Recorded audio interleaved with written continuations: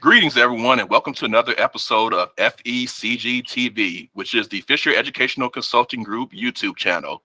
Here, we focus on bringing awesome guests like the guests that I have in front of me to talk about very relevant topics in the field of education, very contemporary topics. We also focus on diversity, equity, and inclusion. Through those means, we try to highlight and lift up voices of particular populations that are traditionally underrepresented or muted or unheard. So today we have a phenomenal guest that I have been very excited and anxious and anticipating coming on board. She is our first superintendent. Her name is Dr. Christy Spann, and today she'll be joining us to talk about how we include diversity, equity, and inclusion in our school systems. So with that being said, Dr. Spann, how are you doing today? Good morning. It's so good to see you. And please call me Christy. Will do. Thank you. I'm doing very well. Happy Saturday. Happy Saturday indeed. Such an honor to be with you, somebody who's been so committed to equity in schools for as long as I've known you.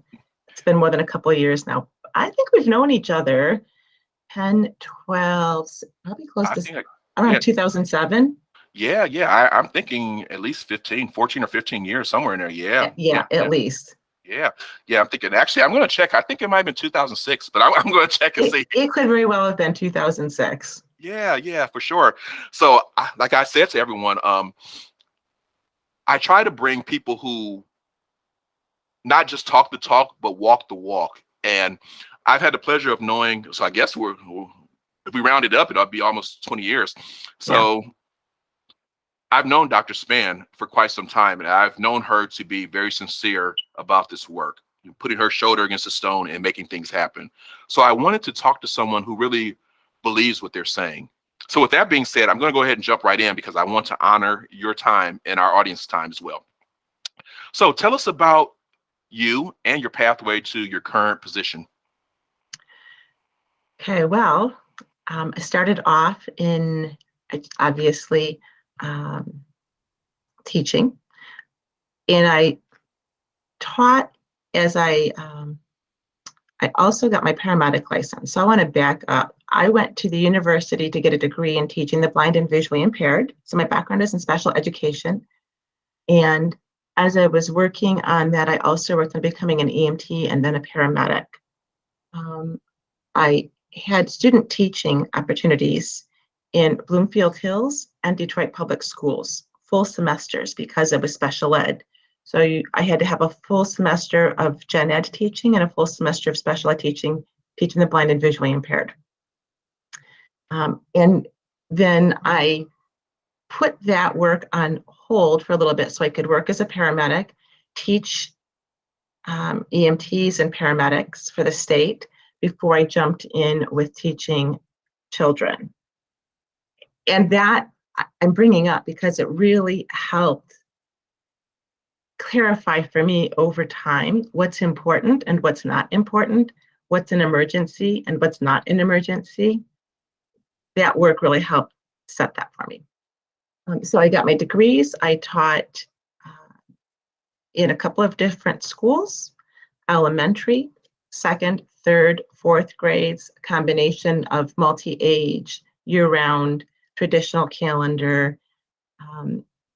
I served as the president of the teachers union, became principal of an elementary school, moved to another elementary school, got my master's degree in the art of teaching, ed specialist, my doctoral degree, have a fellowship in there through Saginaw Valley on leadership, a lot of work on leadership. So I've followed this path and didn't set out to become a principal, did not set out to become an executive director of education, did not set out to become a superintendent of education. Things happen in life and you find yourself at a door and you make a choice to walk through or you find you have to walk through.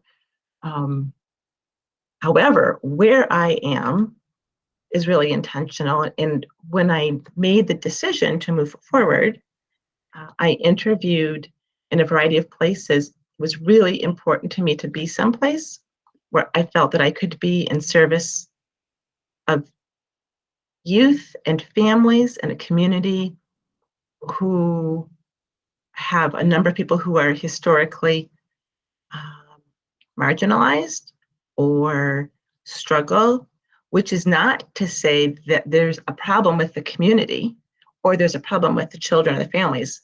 There's not, but a more impoverished background or places where you have more diversity tend to not have equitable access to resources and opportunities. And I don't think that's the community's fault. So the community is amazing where I am, but I've chosen to be here as opposed to a place that's better resourced. And it's really important that I hope that you're understanding me, that when I talk about where I am, it is, I don't see I don't see shortcomings with my community. That's not why I'm here. I just recognize that some places are resourced differently. Does that make sense? Absolutely. Yeah. Thank you so much. Yeah, absolutely. And I think it's fair to talk about resources. Resources drive a lot of the student outcomes, right? Whether Great. we're dealing with mental health issues, we're dealing with academic outcomes, resources will be the difference. So I think you outlining or highlighting the resources of your district versus others, it's not an issue at all. I don't think it speaks to the people, it just speaks to the reality on the ground. Yes, of what's available and what isn't. Absolutely, absolutely. And hopefully that changes for the better. More resources come your district's way. Thank you. Yeah. So our next question, tell me a little bit about how has the pandemic impacted your district and the work you're doing, or more specifically, the work that you're trying to do?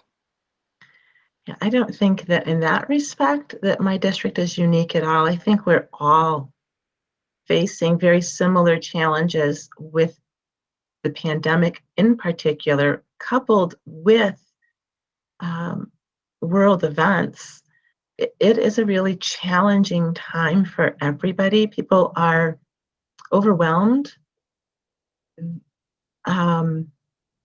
stressed, fearful, tired. We all yearn to have connections, but the pandemic has made it challenging to be as connected. For 2 years, we had to distance, cover our faces. People can't see our expressions. They can't hear our voices. We haven't been able to spend time with all of our family members. We've had a lot of death because of it. So it's made it incredibly challenging on so many levels. Education obviously has been challenging, but our communities have been challenging. And then our kids bear those hardships too and bring them with them everywhere they go. We all do. So that has been hard. Our staff have been challenged. They bear those burdens. They have to come and be there in service of kids, and they're trying to be the best version of themselves, carrying a lot of burden for themselves, their families, their communities, and their students. It's complicated. It's complicated. Of course, there have been some great opportunities from this, right? Mm-hmm. I mean, Yeah. There's a facility now with connecting virtually through Zoom or Google Meet, as it were. For example, it has forced us to rethink how we approach some of our lessons and how we make things available to families 24 hours a day, 7 days a week. That's a benefit. Go ahead. Absolutely. That equity of access piece, that's a great determinant. And if you think about student outcomes, right, measurable positive outcomes, access is everything. So definitely. It is. Mm-hmm. And we still have issues of access. Those still exist. I have a family I spoke to yesterday. I wanted to check in. How's it going? The youngsters having, had trouble this past year. I want to make sure that we are making sure we've got everything in place so that this next year is going to be positive. So I check in, and they'd like to have access to some classes online, but they need a hotspot. They don't have internet. Okay. Well, I called at 5 o'clock yesterday on Monday, that'll be the first thing that I have to deal with. So even though we've made considerable progress, and even though we're back face to face, we still need to attend to those issues of access. They're not givens. So we have to keep touching base to make sure that those connections are being met. Thank you. So I kind of want to drill down for the rest of this interview. I kind of want to just set the tone about your perspective on things. So I want to ask you a very specific question. What do the words diversity, equity, and inclusion mean to you personally? Right. Mm-hmm. To me personally, it means that all means all, that we find a way to come together and learn to listen to each other, not hear each other, really listen, both with our heads, but also with our hearts, so that we understand other people's intentions and that we welcome people for who they are and who they're striving to become. We're all beings that are works of art. We're all also in progress. It's a journey. Life is a journey. This past year, I participated in the Social Justice Leadership Collaborative. It was a multi-month come together with a cohort of people. One of the norms that I really liked and that I'm carrying with me very intentionally now is this idea that we should not freeze people in time, right? That's a norm. So whatever I have done or said before isn't going to necessarily be reflective of who I am now, because I'm growing. That snapshot, maybe it was at a time in my life when I was less knowledgeable or less skilled. Maybe it was just a bad day for me. Maybe I was tired. Maybe I had a slip of the tongue. But if we freeze people in that moment, and that's how we remember them, and we don't allow them to grow, or we don't see them as humans who are evolving, then we really stunt our collective growth. So you asked me about diversity, equity, and inclusion, and it's this recognition that holistically, we're all on a journey together. And if we freeze people in time, we harm ourselves personally, we harm them, and we harm the whole. So it's important that we welcome other perspectives. We listen with our heart and our head, and we're always trying to go forward in a better way that's more welcoming. It's something more than tolerance, right? It's something, and it's not even,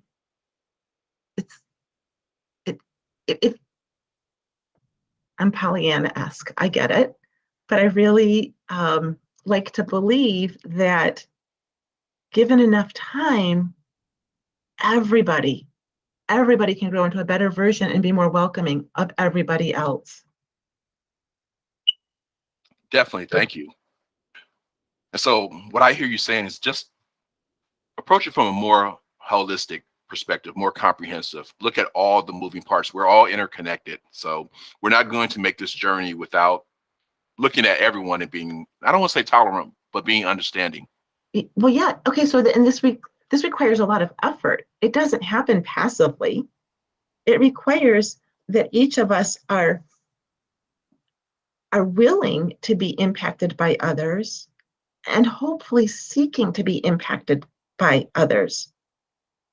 I'm a firm believer that visuals are really important, right? Pictures worth 1,000 words.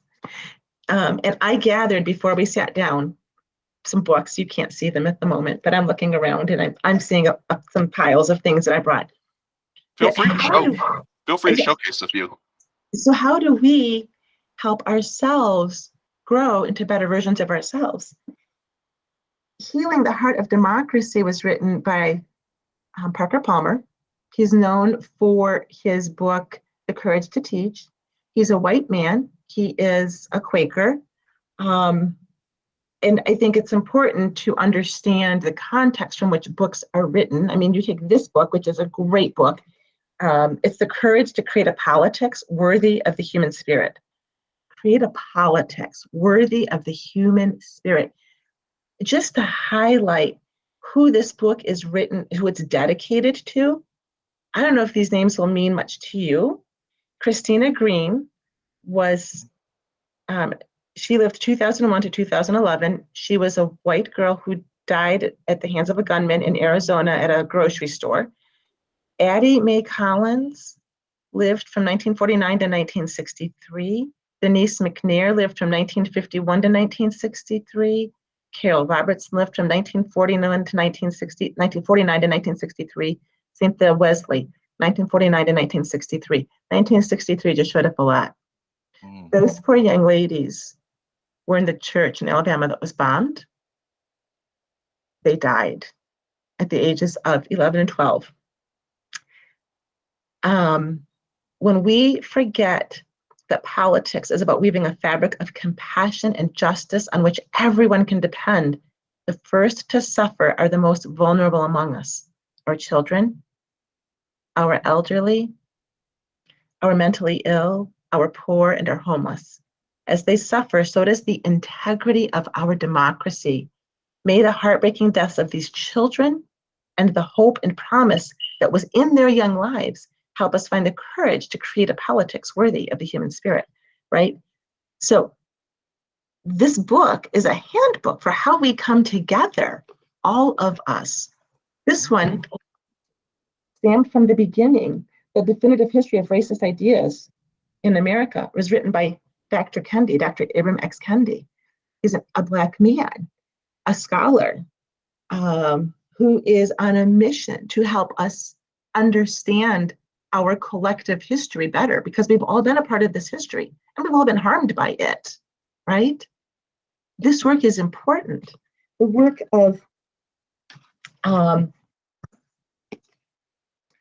Resmaa Menakem, My Grandmother's Hands.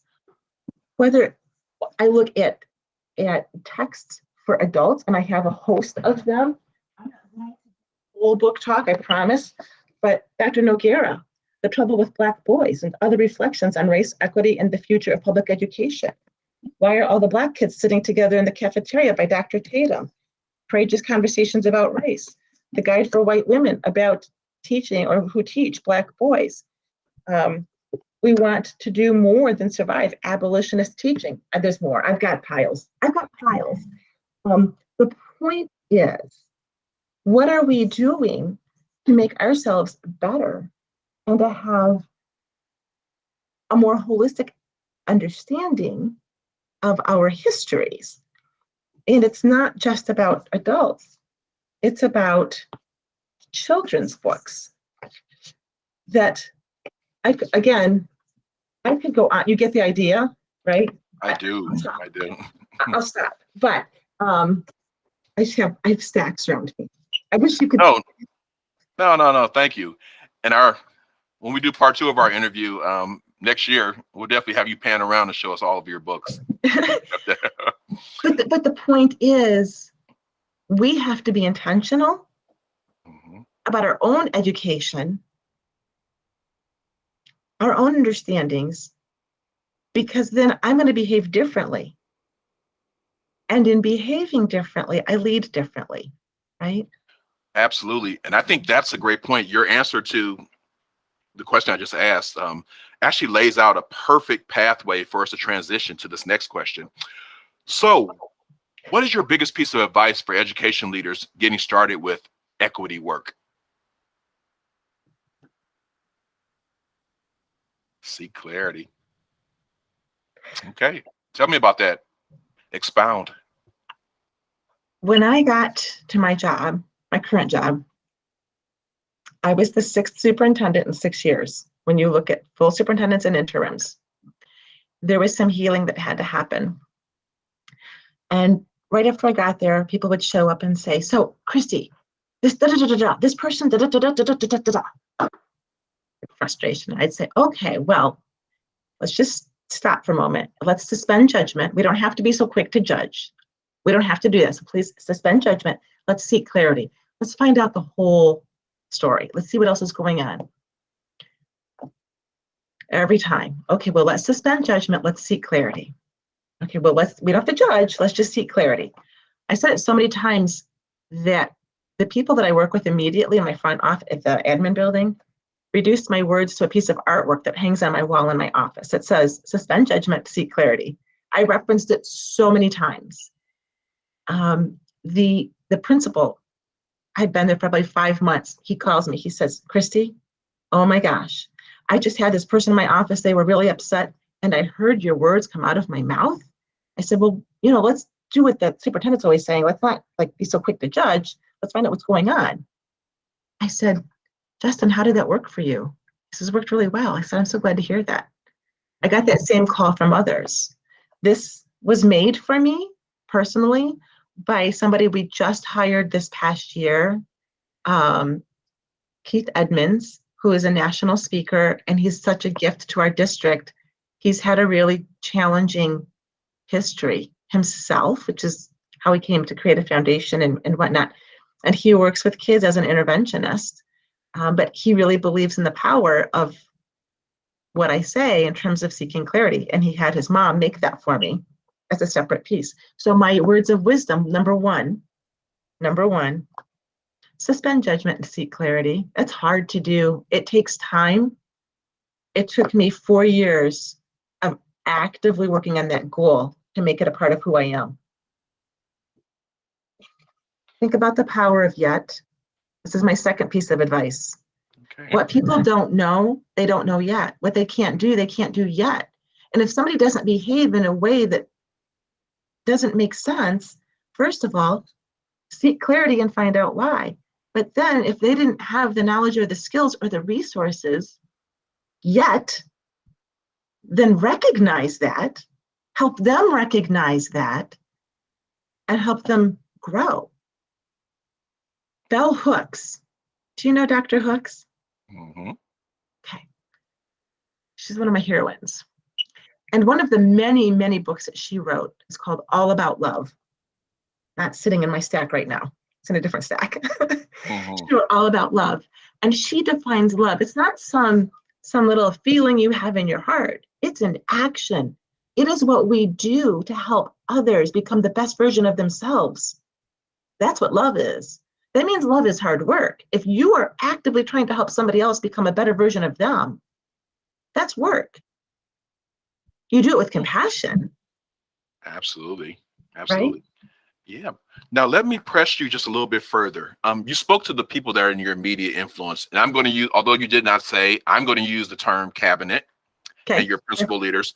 But how do you push your equity initiatives down to the other levels? So we're thinking about vertical alignment. So those that are directly interacting with the kids daily, how do you push your message down there?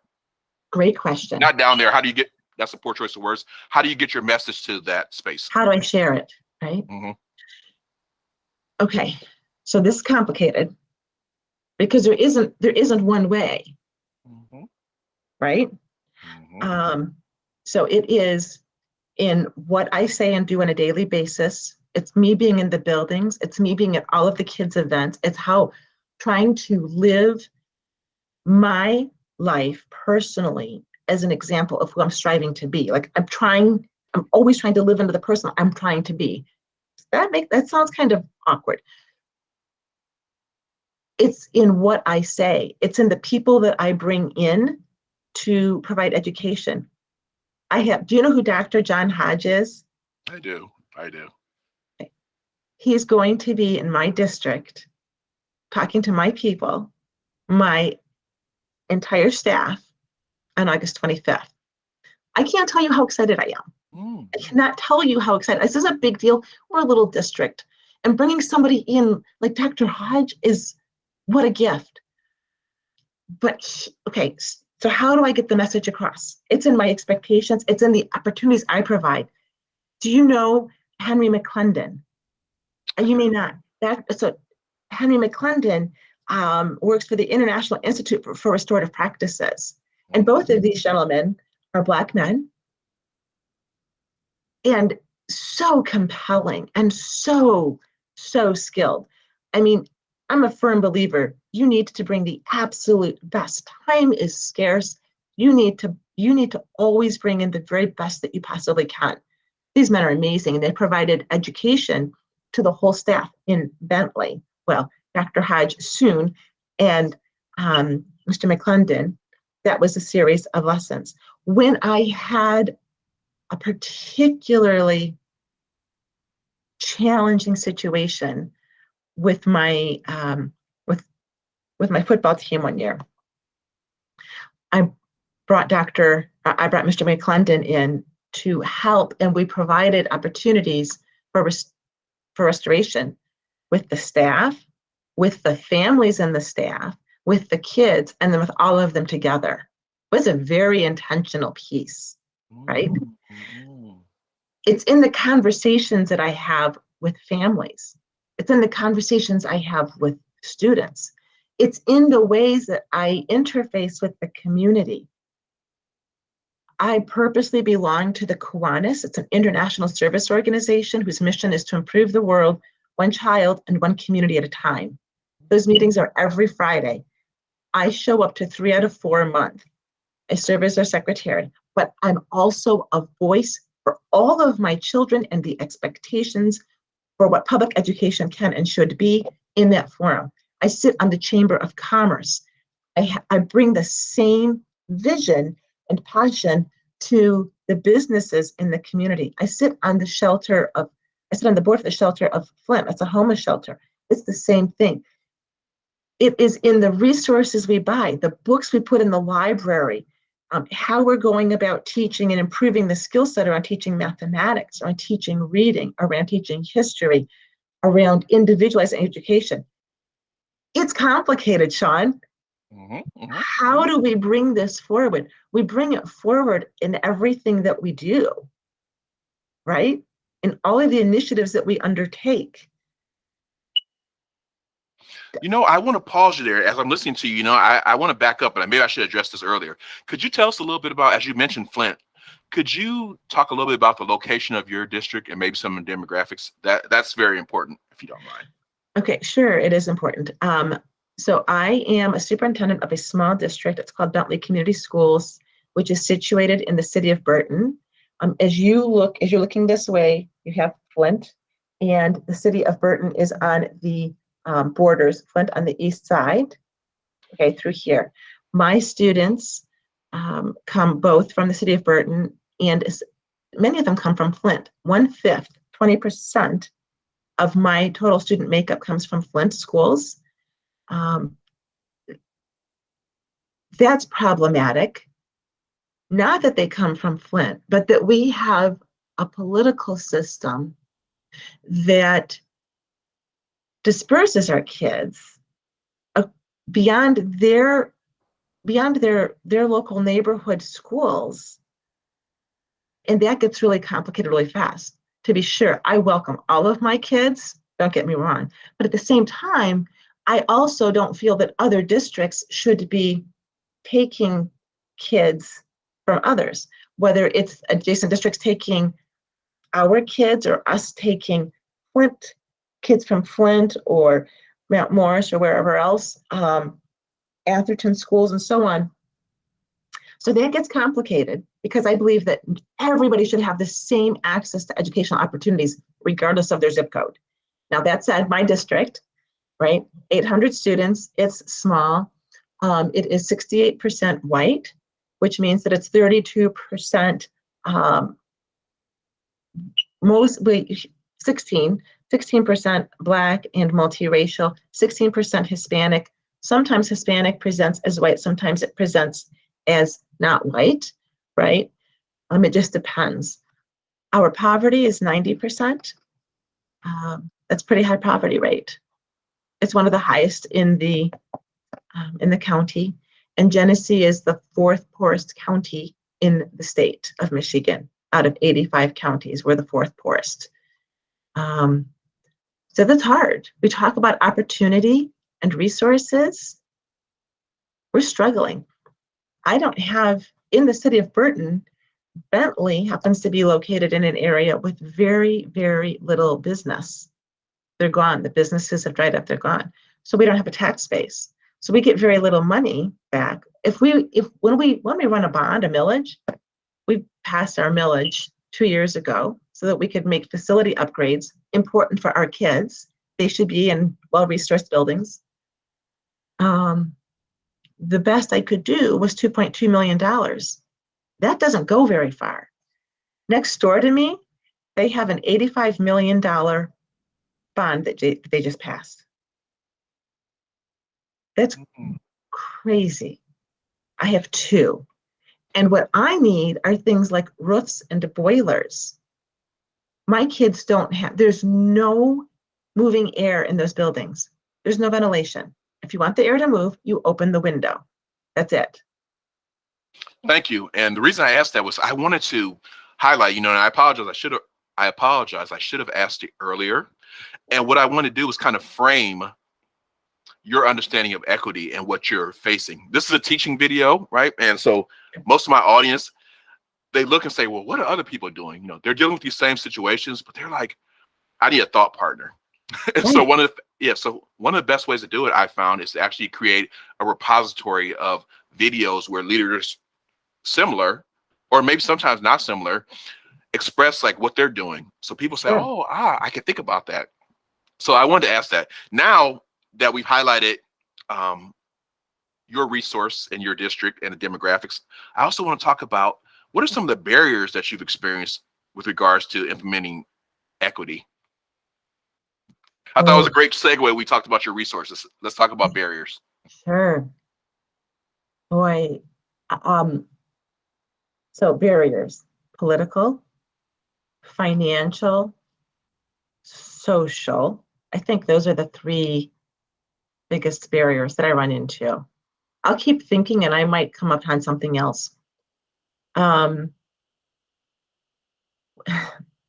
think those three are a good start. Yeah. So politically, for so many years, hundreds of years, laws have been enacted that privilege certain groups of people more so than others, often based on the color of their skin, but also based on their socioeconomic background. And so when you're in an area that has a lot of socioeconomic stress and some groups of people that are historically marginalized or oppressed, you find that those laws don't privilege your folks, right? And so it's this constant effort to keep pushing for change. I'm sure you're probably aware that the Michigan School Finance Collaborative did a huge study and talked about what it takes to educate kids. We know what it takes. Now we have to do something about it. And the reality is that my students really need more money than adjacent districts. We know I have Flint on one side, and Flint has a lot of money that has flowed into it as a result of the water crisis. And well, they should, but it's more complicated than that, because the students who have been impacted by the water crisis, some of them are still there. But Flint in 1980 had 44,000 students. 44,000 students in 1980. GM left, and it's been declining ever since. Flint has fewer than 3,000 kids left. Fewer than 3,000 attending schools. And there are a lot of students who live in Flint who go to Bentley, Bendel, Atherton, Grand Blanc, Mount Morris, Genesee, Carmen Ainsworth, Flushing, Beecher, Davison. You get the Schwartz Creek. I could go on. These are all the surrounding school districts. And that water money doesn't always follow the kids. So you have Flint receiving a lot of money, but the kids who have been impacted aren't all going to those schools. They're now spread out because of schools of choice, right? So there are some, I don't begrudge anything that Flint is getting. I'm just saying it's complicated. It's complicated. And we keep creating laws. And I truly believe we're trying to do a better job about how we resource education. But even when we're faced with crises like the Flint water crisis, and how we infuse money in to try to help solve a problem, and money doesn't solve every problem, you still have issues you have to deal with. There's distrust. We talk about social issues. There's distrust. That's a problem. When people don't trust the institutions of government, I'm the government. You don't get much whiter than me. I'm like one shade darker than albino. I can't change that. It is what it is. So I'm always busy trying to build social capital with my families, especially my families of color, so that they see that I'm an ally. And in places where I could be a better ally, help me understand what that looks like, because I'm willing to. What I don't know and can't do, I just don't know and can't do yet, right? I reference these things so often, that's why I have them with me. But it's about building social capital so that they can build trust. I'm one piece of it. You have the health department, you have the local government, and we need people to trust that collectively we're all trying to do what's best for everybody, even as we know not everybody's trying to do what's best for everybody, right? That undermines the trust. So that's a barrier. That's a huge barrier. And it's not something that's going to be easy to overcome. I told you when I got here, real quick, when I got here 4 years ago, I'm in my 5th year now in this school district. One, people believed I wouldn't stay. I would add this to my resume and leave. And I would go someplace else that paid more and had more resources. It would be easier. I'm still here. They're shocked. Oh,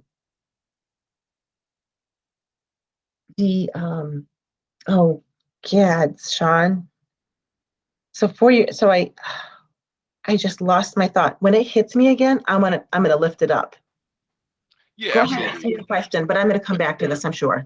Yeah, definitely. So I want to kind of, in my interviews, I do something called flare and focus. So you definitely gave us the wide view. I want to drill down to maybe a few technical items. Sure. So as I'm thinking about, and this may or may not be true, sometimes I've heard that it's easier to make major shifts with a small district, and sometimes it's harder because everyone knows it, everyone. So bear in mind what I just said when I asked this question. Do you have a diversity and equity task force in your district or some body that handles that type of work? We do not have a task force like that in our district. We don't have any task forces in the district. We're all always working together. So the admin team, it's little. I have one elementary school, I have one middle school, I have one high school. There's 3 principals. There's me. There is somebody who addresses curriculum and technology initiatives. That's 5 of us.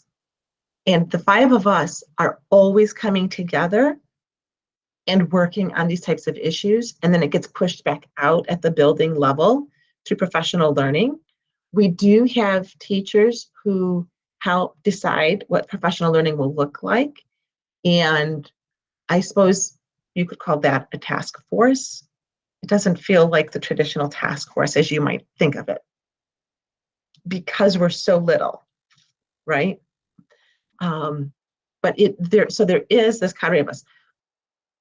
My school board is a really important part of this equation.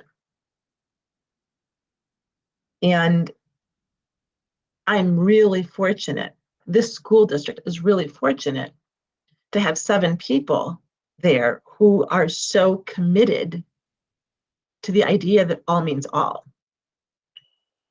My school board, do you remember Larry Thomas at Oakland Schools?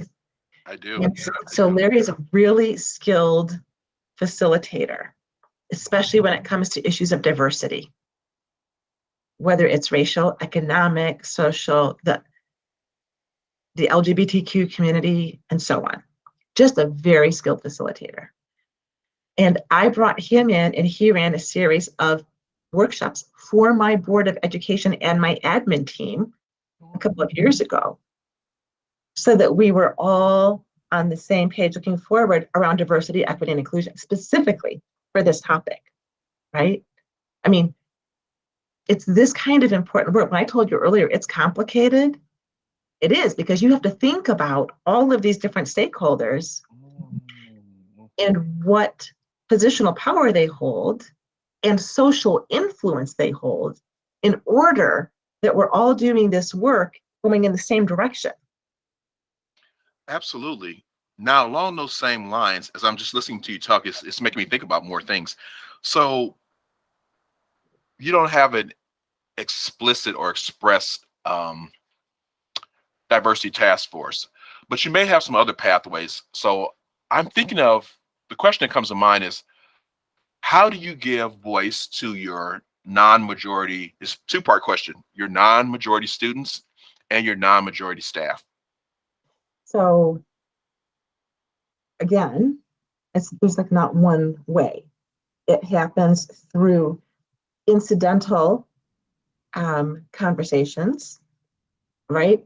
For example, I'm walking through a hall and I stop and talk to, okay, incidentally, 2 weeks ago, summer school credit recovery at the high school was finishing up. One of my students in there, she saw me. She's a young Black lady.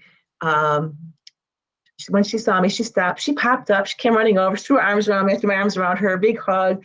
Hey, girl, how you doing? It's good. I said, I'm so glad you're getting these credits. I said, but I'm also kind of I'm glad you're here, but I'm sorry you're here. Because really, if you'd been doing your work in this past school year, you wouldn't be here right now. Lots of people are here, right? Black, white, Hispanic. Lots of people are doing credit recovery. And she's like, I know. And I said, here's the thing. This year's going to look different, right? Because I'm here. And if you need help with something, you come get me. My office is across that parking lot. You know that. She says, I know. I said, I see you at the game. She's like, I know. I said, here's the thing. You are a smart, beautiful, capable Black woman, and the world needs you. The world needs your gifts. You have so much to offer. I don't know if a white woman has ever said to her, you are a smart, capable Black woman. I think you froze. Are you there? Oh, yikes. Hello?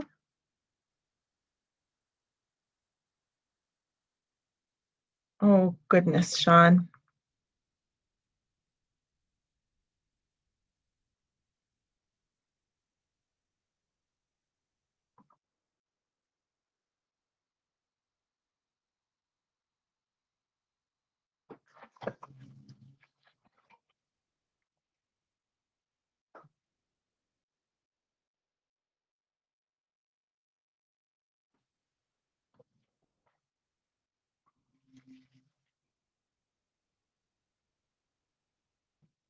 Wait, I can't hear you yet. Are you muted? Okay, perfect. I'm sorry. We had a technical difficulty. The internet went out briefly. I know. And I was talking and I didn't realize it initially. Where did you lose me? Yep, actually. So just for continuity's sake, because I'm going to edit out the lost part. uh, we were just talking about so you're beginning to tell a story about how you give voice to yes, students and staff. Yep, go ahead. Incidentally, so I'll give you one example of an incidental communication. Mm-hmm. 2 weeks ago, credit recovery is coming to an end. I've got students, different kinds of students who are doing credit recovery. One of my students saw me as I was walking the hall. She stopped and popped up, big smile on her face, came over, threw her arms around me. I threw my arms around her. Hey, girl, how you doing? She's like, oh, I'm doing great. It's good to see you, Dr. Span. I said, it's so good to see you too. I was like, so I'm glad you're here. That's good. You're getting your credits. I said, but honestly, I'm sad you're here because that means you need to be here. Like, I know. And I said, honey, this year is going to be different, right? Like this year, we're not going to need to come back and do credit recovery next year. I'm glad you're here, but next year's going to be different. I said, because if you need help, come get me. You know where I am. You know where my office is. And you see me at the games. Like, I know. I said, here's the thing. You are a, a smart, beautiful, capable young Black woman who has so much to offer the world.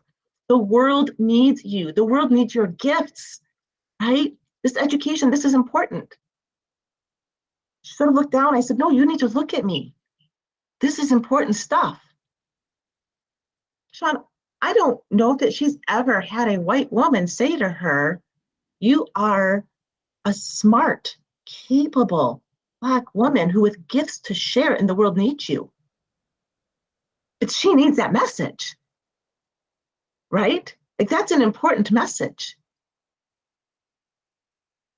So there's incidental things like that, lots of examples of that. But incidentally, intentionally, me going and sitting down and having lunch with kids in the lunchroom. Okay, guys, may I join you?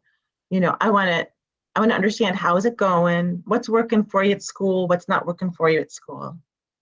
Surveys are another way that we push out to all of our kids. 5th, 7th, 9th, 11th, sometimes it depends on what the survey is, but we put surveys out, and not just to the kids, but also to the families and the staff.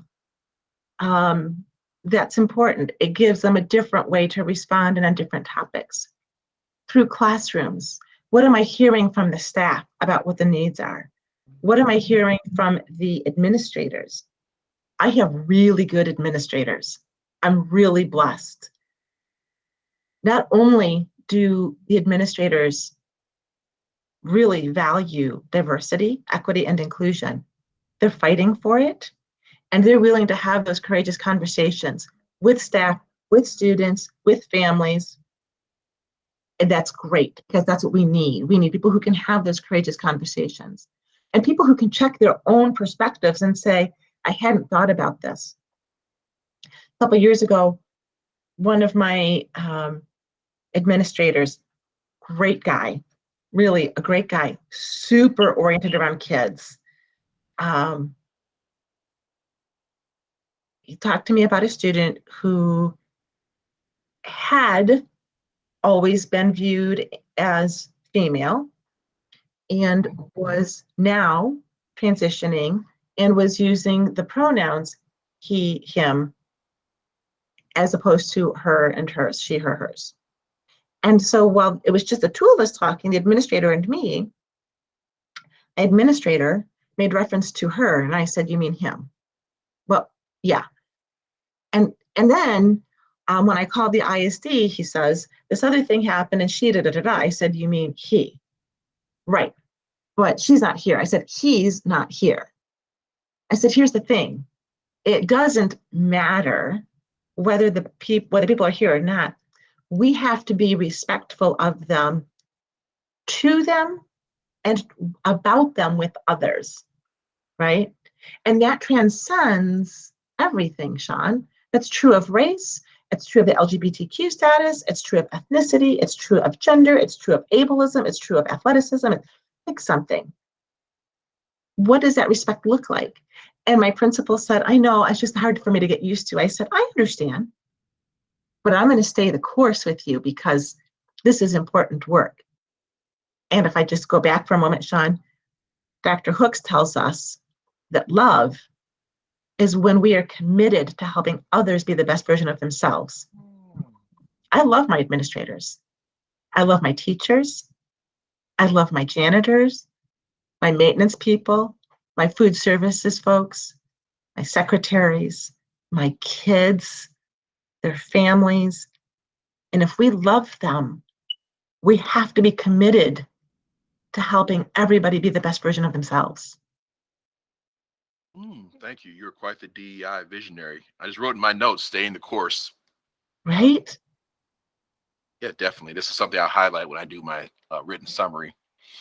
So just as I'm looking at time, I'm going to condense. There are a few things that you touched on that I was going to ask later on. So I'll skip those questions, just kind of jump into a few things around technical expertise. So thinking around representation, I didn't quite catch in your introduction about the diversity of your staff or what those demographics were. But when you're looking at recruiting, because you talked about bumping into the one young lady, and you said you don't know if a white woman's ever told her that she had such gifts and talents. But I'm also thinking, has she ever come across in the hallways a woman of color who told her these things? So talk to me about the diversity of your, well, how do you bring diversity and not just racial?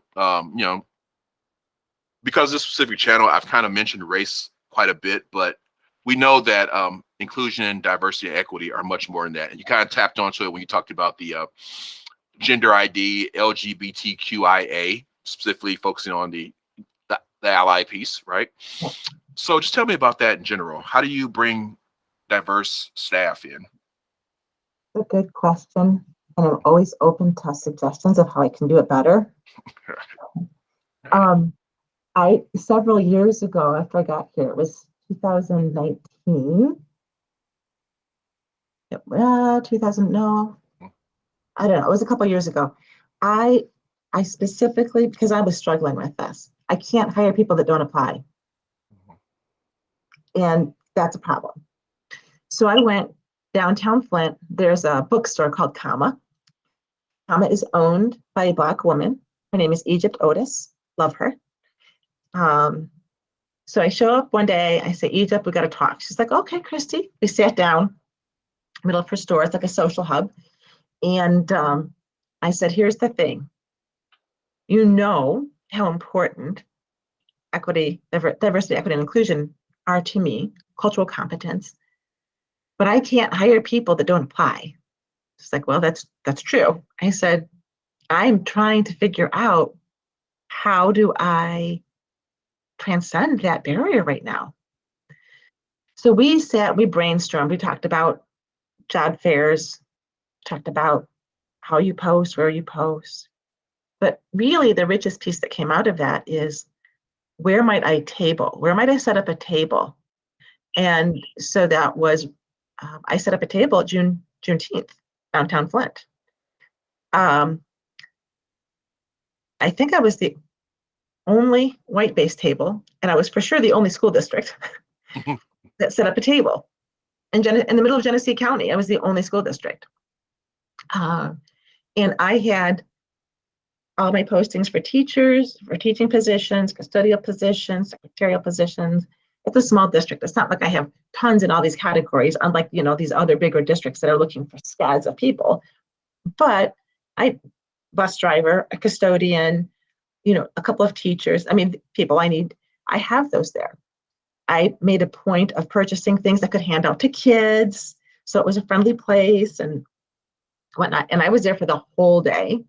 I left once for 20 minutes just so I could go walk the street and see who else is there. And I left, my principals took turns staying with me at junctures throughout the day. There was such goodwill from that. I didn't get any hires. Nobody applied for anything that day, but that's okay, right? That was okay because word is out. What goes out, people stop, they talk like, it's really cool that you're here. It's really cool that you're here. We don't see anybody else here like this. I said, well, this is important work. And I can't hire people who don't apply, right? Literally, this is my message. And this is what's great about being a Bentley Bulldog. So part of it is getting a message into the community. Part of it is creating an opportunity. When I left that booth and went and walked the street, I'm walking down and I hear, hey, Dr. Spann. I turn, a couple of my students, and they're like, what are you doing here? It's just Juneteenth. I said, I've got a table set up for Bentley. Across their arms, they look at me, they're like, what? What do you got a table over here for? I said, okay, so I'm down in Buckham Alley, right by, this other section of it. I said, well, because when you come to school, the people who work in the school should reflect the people who come to the school. And immediately they popped in. They're like, absolutely. And we needed to do a better job. I said, I know. That's why I'm here. they're like, oh my gosh. I said, I can't hire people who don't apply. So help me out. They didn't know about Comma Bookstore. They'd never been to Comma.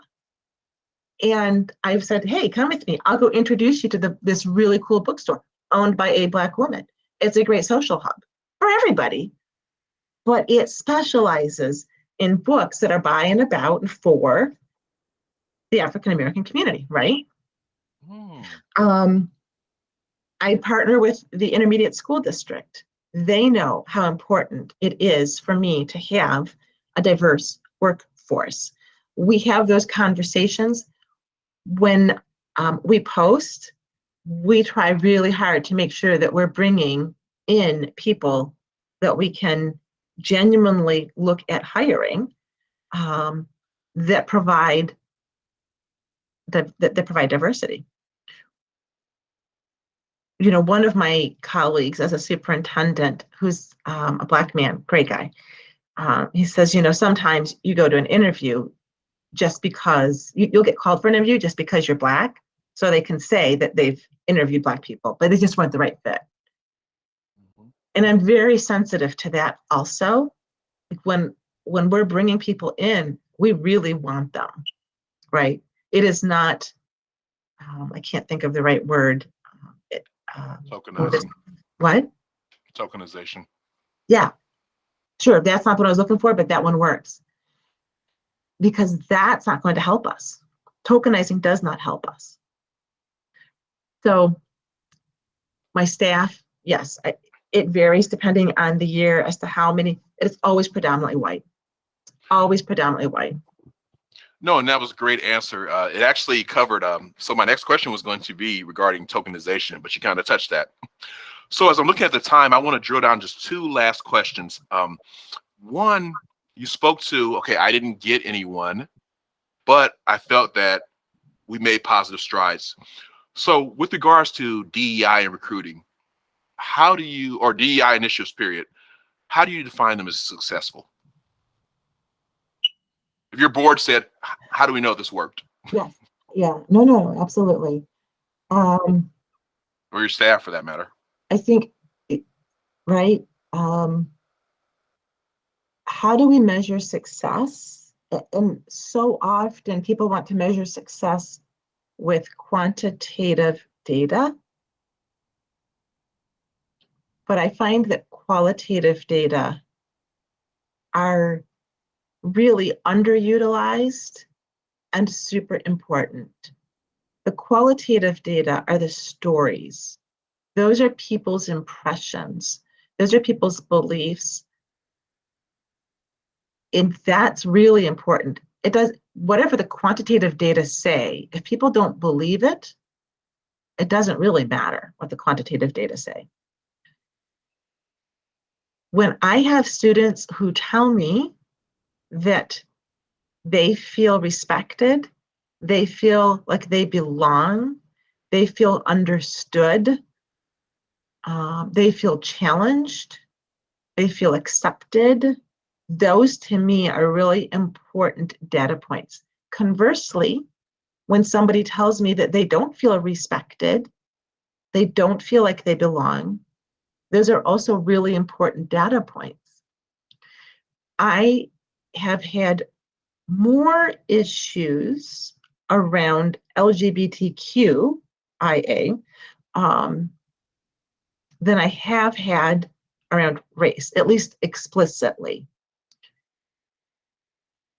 And so I have sat down with groups of students to help facilitate conversations, but also to understand perspectives. And kids tell me, you get it. You get it, Dr. Stan. And to be clear, Shauna, I'm not suggesting that I'm all that and more. I'm not. There's so much more that I want to be able to achieve and affect and understand and be able to articulate. But from the kids' perspective, what they see is somebody who's genuinely trying, somebody who's not going to shy away from the difficulties, whether it's race or LGBTQ. I was with a group of students who I didn't know at the ISD. Some of those kids are mine. They were in the culinary arts program. I ordered lunch one day and I said, "Hey ladies, how's it going?" And then I immediately stopped myself and I said, "Oh, I'm so sorry, full stop. I'm trying to be better about not making assumptions." And that didn't do that. I don't even know how you all identify. And they laughed. And then immediately 3 people said, "Thank you so much." Actually, the 3 of us all do identify with she, her, hers. But this other person who's supposed to be here right now, will be back in a few minutes, doesn't. They identify as they, them. And we never find adults. We never see adults who are even aware, let alone trying to change their language. We thank you. Thank you so much. It was a nice little interaction. I walked away. I came back to get my food when it was done. One of them came up to me and said, "We're still talking about you. You're our hero today." Because we've never had somebody, right? It was such a simple thing, but it's about awareness for us first. We need to be aware of our own language, our own, how we see things, how we perceive things, how we respond to things. We have to be aware of ourselves first and how that can be interpreted, and recognizing that I might use the word African American and somebody else might say, "I don't want that word. I want the word Black," because while my skin is dark, my family doesn't hail from Africa. It hails from another part of the world, right? I can be right in this context and be wrong if I'm in the next context. And I have to be able to recognize that and own it and be able to transition and be flexible and have grace, right? And not be upset and not respond with upset, but just say, "Thank you for correcting me. I'm glad to know that there's a better way for me to handle this. I appreciate it." I don't have to get defensive. I just have to be responsive. And it's not about it's not about my intention. It's about my impact. I can have the best of intentions, but if my impact is harmful, that's what I have to respond to. Thank you. Speaking of intentions, I was very intentional in bringing you on this YouTube channel, this segment. Part of the reason, and I'll own it to my audience, is because you are a white female. Mhm. And there's 2 reasons there. So we know statistics shows that the high 80s or somewhere in the mid 80s, I would say, of educators are white women. Yeah. So although their target audience and their students may not be white, those are the teachers. Now, strangely enough, although 82% of white women are teachers, not 82% of superintendents are white women, or women for that matter. Right. So the fact that you've been a teacher, so you can relate to the young white teacher, female teacher who's sitting in front of these students, and also the fact that you've made the jump to leadership, you're a role model. So that's why I asked you here. Now I'm going to pose to you a specific question with those things in mind. A female aspiring to be a superintendent, what advice would you give them? How should they navigate the educational space to get to the chair you're in? Sure. So 25% of superintendents in Michigan are female.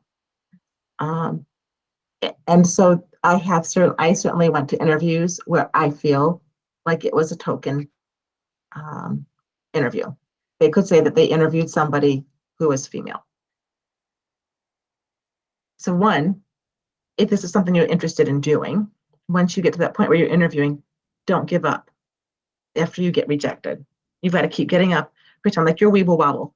Weebles wobble, but they don't fall down, right? You get back down, get back up. You get down, get back up. You educate yourself, whether it's through texts like yours, right? All for them, your technical guide on becoming a really good leader, and paying attention to the messages that are in there, that whole crawl, walk, run, and how we approach, because we all start by crawling. Even as leaders, we don't start running. And even once we become runners and we're expert, we will still stumble and have to get back up, right? And that's a point that you really hit on in your book, that I think is important. So people need to educate themselves. they need to be really clear about their belief system and what's important to them, because that's what you have to speak to. And when you go into leadership, it's a recognition that for me, that you need somebody who will stand at the helm of the boat. Everybody's work is important on a boat, everybody. No one person is more important than the next. Stated differently, it's like the body, right? You have the integumentary system, the skin, you have the cardiovascular system, the nervous system. They're all important. If you take any one system away, you die. So you can't just say that the brain is the most important or the heart is the most important, because once you take those things away, the system fails. All of the systems are important. That's to say then in an education, yeah, the superintendent's important, but you're not all that and more. The teachers are important. The secretaries are important. The custodians are important. The bus drivers are important. Food services are important. Everybody's important. All of them. So you have to be clear about that. You have to be clear about that. When people ask me what I do, I tell them I'm in education. And they say, oh, you teach? And I say, well, actually, I'm just the WD-40. And people just say, oh, okay. And they don't, some people will push back and say, well, what do you mean? Somebody will have to really drill down with me before I tell them I'm a superintendent of a school. Because people hear that and they start making assumptions about what that means and who I am based on the positional power that title holds. So advice, be clear about who you are and be clear about what leadership means to you. I'm going to very quickly, I think I have this from Marty Chafee at Open Schools, leadership. And he says, we can lead from the top. I'm going to tell you what to do and you're going to do it. I'm going to tell you what to do, but I'll take your input. Middle, we're going to figure it out together. Here, you all tell me what we're going to do, but you get my input. Down here, you tell me what I have to do. I have no input. There's a time and a place for all of this, Sean. There's a time and a place. When somebody drills through the gas main on your campus and you have to shelter it in place for 6 hours and figure out an egress plan with the command officer and keep everybody safe and nobody can enter the campus or exit. I've lived that. I had that happen as a principal. Nobody wants to get together and have a committee. Everybody wants somebody who can give direction right now. Here I am, Christy. What do you need me to do next? Done. But this is not where I live. Conversely, you want to have a baby shower for, whomever,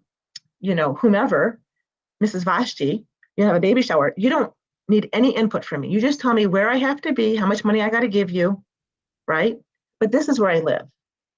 It's to the best of my ability. I live in the middle. Let's figure it out together. As a superintendent, I have to do this a little bit more. I get your input, but I'll make the decision.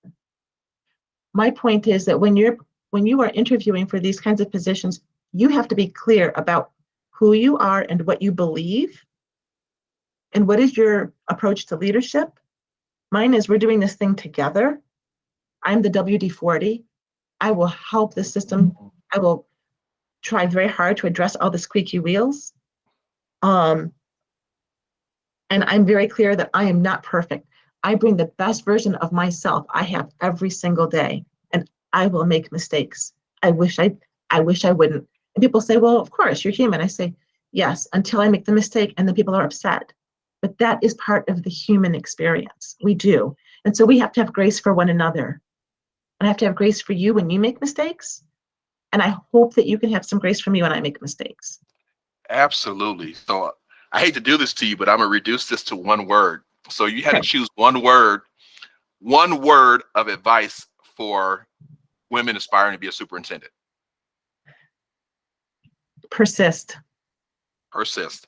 All right. Next one. One word to describe your educational career so far. Insufficient. Okay. It's hard. You're throwing this at me. I'm like, oh gosh. I mean, that was your one word. We'll go with it. Yep. All right. That's perfect. I think that's a great place to close at. So everyone, this is Sean Fisher, proud CEO and owner of the Fisher Educational Group. And today I've had guest speaker, Dr. Christy Spann, who would prefer for me to call her Christy, proud superintendent of Bentley Community Schools. And today's topic was diversity, equity, and inclusion, or rather how to integrate diversity, equity, and inclusion into your school districts. Dr. Spann, would you like to say anything before we close out? Thank you so much for the work that you're doing. I really appreciate it. You are relentless in this, and you've stayed the course for so many years, and I really appreciate that. I appreciate having you as a think partner, and know that my goal through all of this is to really support everybody. This is a piece of student artwork, 2 hands. From one of my Bentley students a couple years ago. I said, oh, if you don't want that, I'd love it, because it embodies, I think, what's important. We don't have to be the same. Whatever, these are completely different hands, but it's the diversity that makes our relationships richer, and we can do it together. So, And please know, the personal and professional appreciation is likewise. To my audience, thank you all for joining us on this Saturday. Dr. Spann, thank you. I know you have a million things to do, but finding this segment of time to donate to our viewers and myself, truly appreciate it. Everyone, we will see you next week. Thank you. thank you.